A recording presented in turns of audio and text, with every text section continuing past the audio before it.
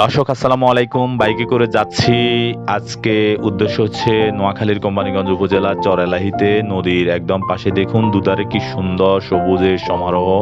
আমাদের প্রিয় বাংলাদেশ সবুজে সবুজময় অপরূপ এক দেশ। আপনারা ঘুরে ঘুরে এভাবে আমাদের দেশের সৌন্দর্য দেখতে পারেন। দর্শক আমরা দুই বন্ধু বাইকে করে যাচ্ছি নোয়াখালী কোম্পানীগঞ্জ উপজেলার চরএলাহিতে। দেখুন কি সুন্দর খেজুর গাছ, এই দেখুন কি সুন্দর ফুল।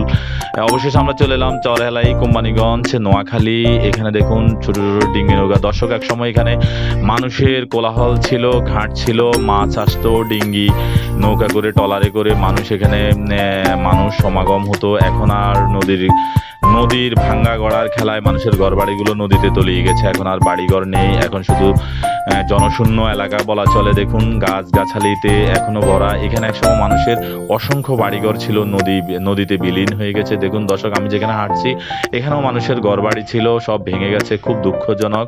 তো দর্শক আমরা নদীর সৌন্দর্য উপভোগ করলাম, চারপাশের প্রাকৃতিক সৌন্দর্য উপভোগ করলাম, খুবই ভালো লাগলো। তো আমরা শুনলাম এখানে সরকারিভাবে মানুষ কোনো অনুদান পায়নি। তো এখানে দেখুন সন্ধ্যা হয়ে আসছিল, তো আমরা আমাদের গন্তব্যস্থল মাইজদিতে আসার উদ্দেশ্যে রওনা হলাম। দেখলাম এক ভাই তালের ডাব বিক্রি করছে, ওনাকে জিজ্ঞেস করলাম। ওনার বাড়িও এখানে ছিল, কিন্তু নদী ভাঙার ফলে ওনার বাড়ি এখন ওই পারে চলে গেছে। উনি এখন তালের ডাব বিক্রি করছেন। ধন্যবাদ সবাইকে।